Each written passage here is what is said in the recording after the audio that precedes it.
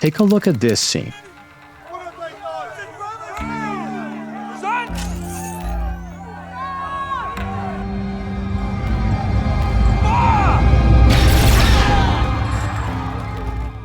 Or this one.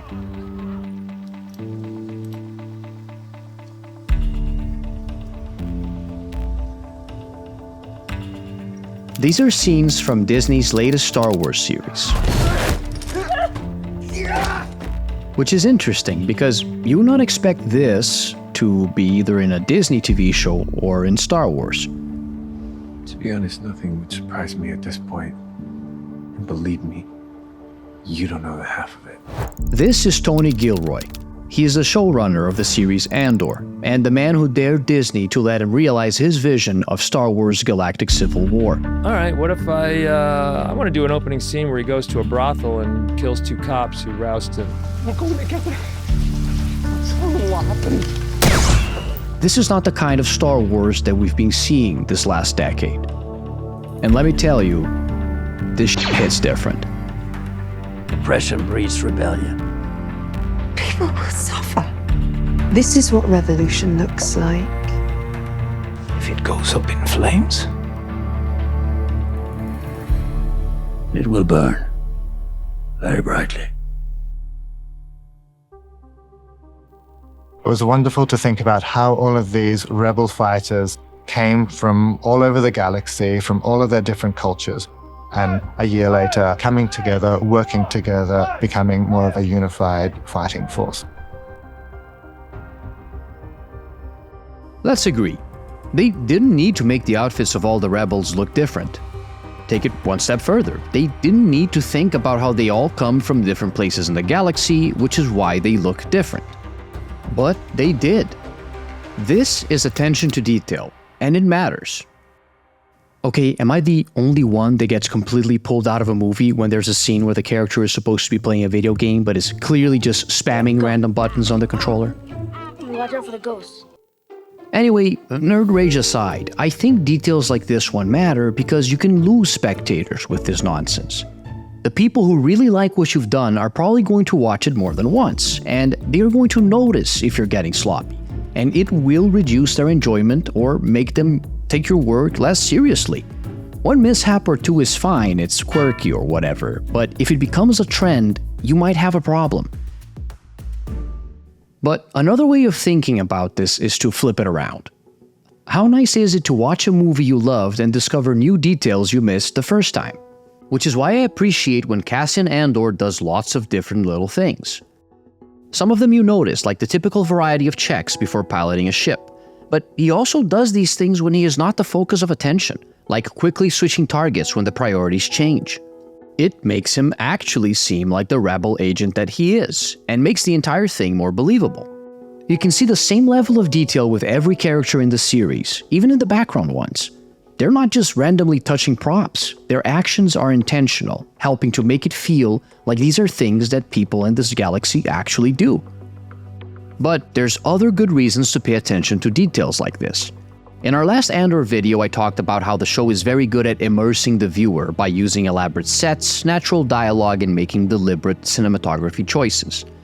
What I neglected to mention is that this also helps in immersing the actors themselves. It wasn't always in the back of my mind to play Obi-Wan Kenobi again. I think if you'd asked me if I would do it again, I would probably most definitely have said no. I just spent weeks walking around on a blue stage speaking to a tennis ball on a stick. Instead of using the bare minimum of resources when designing and constructing sets, or blowing your budget on ridiculously expensive sets, you should use your funds intelligently. So we're currently in Spain. This is called the CAC. It's like a cultural arts and sciences center designed by Calatrava. Calatrava's architecture offers something that we can not only build on in terms of our stage sets, but also kind of embrace as an upper Coruscant look. Why design an entire digital environment when choosing a real-world location with digital touch-ups can fulfill the same purpose? Likewise, when filming, why present your actors with superficial cardboard cutout sets or green screens when you can actually make the background and environment into another character they can interact with? Every time you see a plate or every time you see a spoon or you see food on the table, it's a bunch of people that are having long conversations with each other about how to do all this stuff. It's amazing. It's absolutely amazing. Fill the cabinets of the cafe with dishes and cutlery. Have a bunch of extras moving about, messing around with plausible props and making these environments thrive with activity and movement and life. What I realized, you can walk into this set and it felt like a museum very quickly. And it needed to not have that sterility, so we're not sort of walking into a piece of concept. So we tried to make our sets as interactive as possible, not just for our keycast, but also for our background. Finally, I think the most rewarding thing about attention to detail is not that it prevents you from annoying your audience or that it helps immerse your crew, is that it shows that you care. Another one of my greatest pet peeves in TV or movies is when they bring in actors that clearly don't speak the language and try to pass them off as locals. It's the man himself. Look, he's grown young.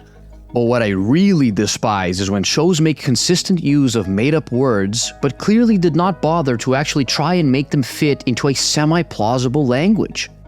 The reason why hearing the Gore speak is not grating to the audience's ears is because the language was not only designed to be functional, but is actually being spoken by the actors, like Dothraki was spoken in Game of Thrones or Elvish in The Lord of the Rings. We have fun now also between us. Every once in a while, we talk Gore between each other. Yes, this may seem unnecessarily laborious, but it's an excellent choice to make if you want your show to excel. It's exactly the kind of thing that fans will go crazy over, and even naysayers can't deny that you put in the work. Those two also boast phenomenal costuming, and Andor follows in that trend. The costumes are breathtaking. I worked a lot with pleated fabrics, and that became a real sort of keystone to solving the costumes of Chandrila. We used lots of fabrics that were natural fibers that crushed, that were repaired. They had a lovely sort of rustic quality to them. One of the real pleasures of working on a Star Wars film is that you get to create all of these different cultures really from the ground up. While introducing new things is fun, attention to detail also means keeping track of older stuff. This applies to everything in the show, from keeping the Rebel costuming consistent with that of the original trilogy, all the way to cross-checking all of the lore for Star Wars for this time period. There's one or two canonical moments, the Massacre at Gorman and Mon Mothma's leaving the Senate, making her speech. You know, those are on the calendar. Those are things we have to deal with. This Chambers, hold on the truth, was finally lost on the Gorman Plaza. Attention to detail shows the fans that you did do your homework, and that you did it because you care. It was Moff talking. People wouldn't clear and he wanted to land.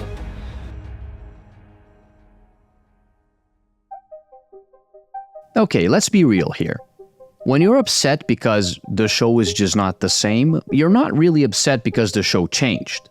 Most people don't want a show to stay exactly the same forever because, well, that's usually boring. What you want is for the show to stay familiar.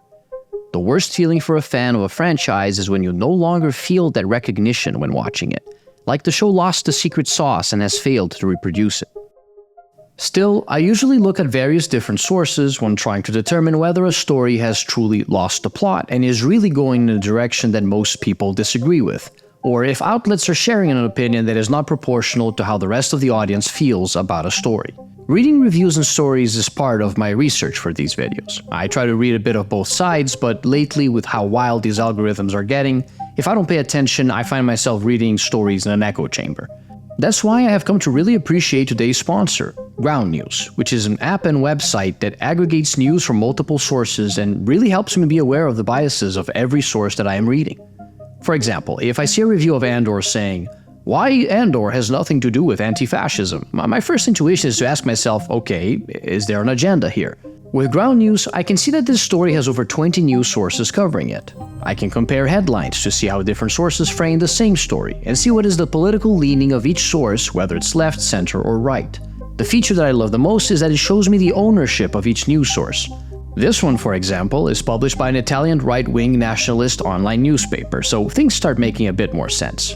Ground News gives you tools to help you visualize all that data so that you can always quickly understand the bigger picture and avoid falling into someone else's agenda, which I think will be increasingly important in a world of fast, unchecked, and clickbait-oriented news.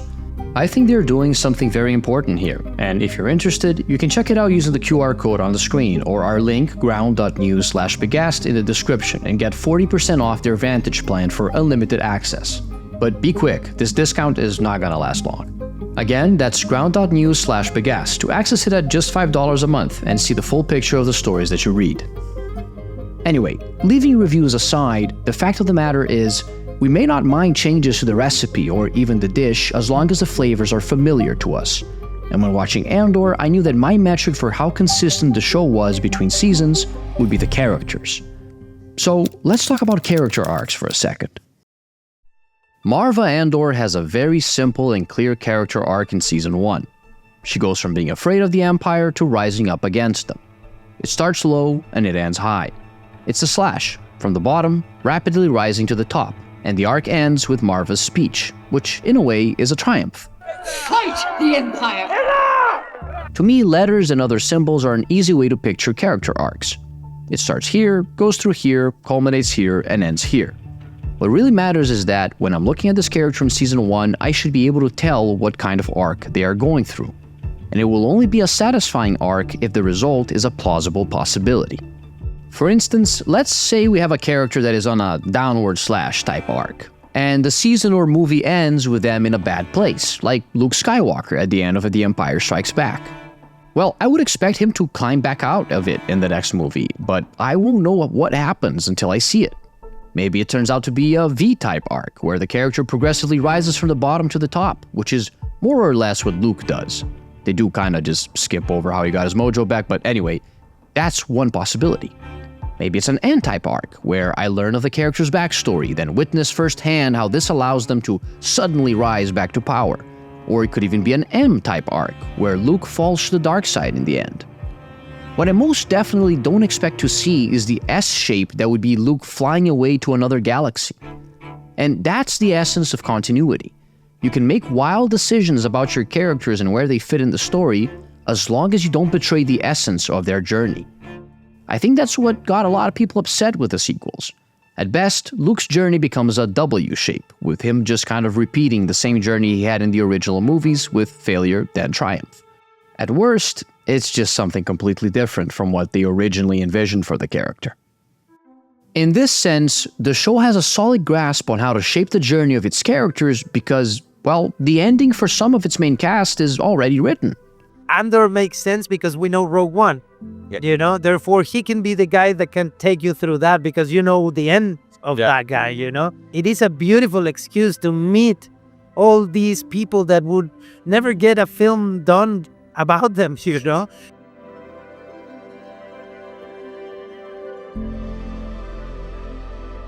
When central characters already have an endpoint, it's a lot easier to coordinate and plan what journeys the other characters around them are going to have, because their stories are complementary to these fated journeys. We were never at sea. We always knew where we were going, so you couldn't get too far lost. This reminds me of something, but I can't quite put my finger on it.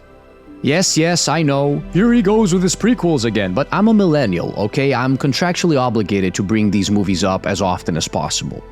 And let's be real, one of the best things about the prequels might be the relationship between Anakin and Obi-Wan. And what makes it so compelling is the fact that we all know how it ends. It's tragic, but it allows you to become more invested in the story without necessarily giving away the good bits. We knew those two would end up as enemies, but we did not know that we would get a spectacular duel between them as the closing act of Revenge of the Sith. What's also cool is that knowing where these characters end up doesn't necessarily ruin the intrigue for the characters that don't show up later. We still want to know what happens to characters like Count Dooku, Mace Windu, and Padme Amidala. And 3 movies is plenty of time to develop these characters in a satisfying manner.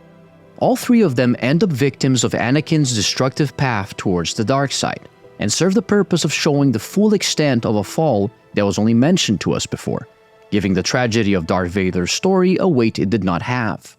Now let's use the same lens to look at the antagonists of Andor. I mean, Dedra's a true believer. She grew up in an Imperial Kinderblock. Supervisor Miro. She's a zealot. Whatever chaos is inside her is very contained. Proceed. But Cyril is a romantic character, maybe the most romantic character in the show. There's a future here for those who dare. How long have you known about all this? How long? Because of what happens in Rogue One, we know that Cyril Karn will ultimately fail to capture Cassian Andor and get his payback. Likewise, we know that Dedra Meero is destined to fail, because despite her best efforts, we know that the rebels do ultimately destroy the Death Star.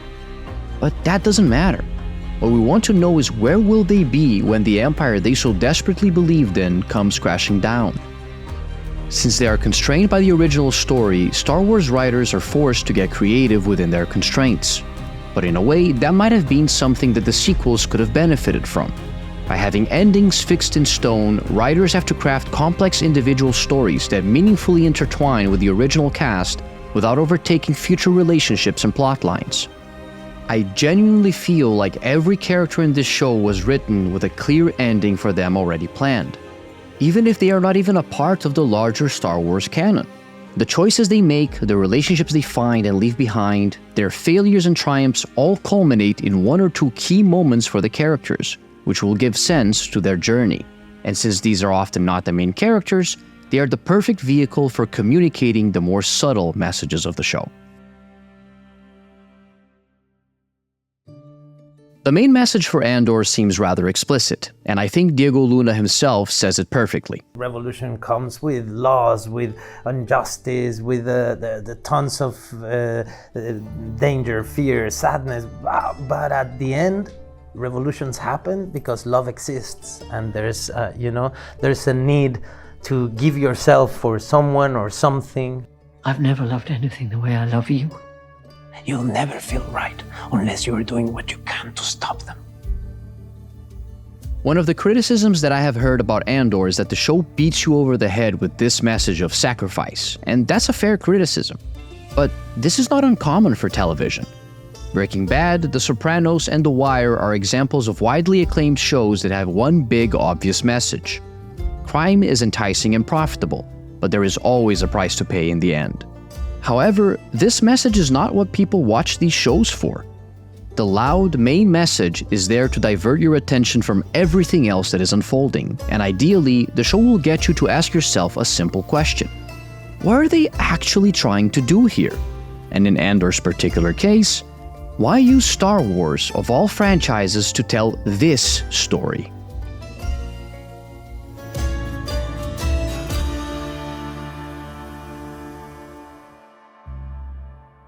My father introduced me to Star Wars, and going to watch Revenge of the Sith with him in theaters is one of my fondest memories. But when we came out of Rise of Skywalker and he said he found the movie fun, I realized that we did not look at these movies the same way.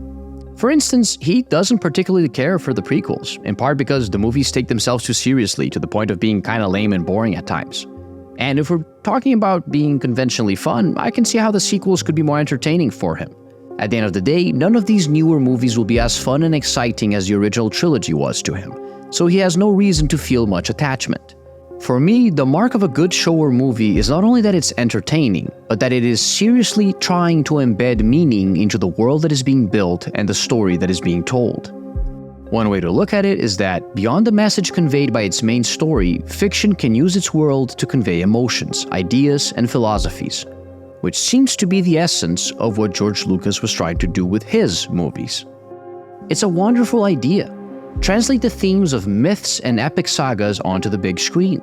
Replace the gallant paladins and magic swords with Jedi Knights and lightsabers, and then deconstruct the idea of the Jedi Knight by looking at the chivalrous orders of old, and what led to their downfall. Maybe you're like me and you hadn't yet made the parallel between Order 66 and the Purge of the Templars, but you can bet George Lucas did all the way back in 1973. But that's not the only thing that he was doing. Star Wars has always been about mixing and matching. There were current and present issues at the time that he wanted to portray and discuss through his movies. Alongside more esoteric themes of spirituality and heroism, you can find a simple but effective moral lesson. Tyranny is evil, and standing up against tyranny is the right thing to do. This message doesn't only stand out in a sci-fi panorama saturated by relativism and morally gray characters. It stands out in a country still reeling from a war that shook their moral core and gave birth to an entire generation that was confused as to who were the quote-unquote good guys. George Lucas gave them an answer, but stopped just short of being explicit about it. It may seem evident, but you still have to connect the dots yourself. With this in mind, what was Tony Gilroy trying to do with Andor? Honestly, he's doing what everybody else is trying to do. Get other people to be into what he is into. I've been reading and studying this my whole life with no opportunity to ever use it. Like, where would I use that? For me, it was really important that by the time we were done, it was a definitive work about revolution. As many things as I could get in there from all the revolutions that I'd read about. You think I'm crazy? I've given up all chance at inner peace. I made my mind a sunless space. Yes, I am. Revolution is not for the same. I share my dreams with ghosts. The death of truth is the ultimate victory of evil. If George Lucas wants Star Wars to convey subtle historical commentary and explicit literary themes, then Tony Gilroy is flipping the formula on its head. There are words said here that would never be spoken in a Star Wars movie, and scenes that would never be shown. What happened yesterday on Gorman was unprovoked genocide. For the side of the rebellion, he is showing you how people, young and old, can all become radicalized by the system, how they rise from different social strata, and all have different ideas of how to run their revolution. He's also showing you the breaking down of these same groups under divided leadership or ideologies.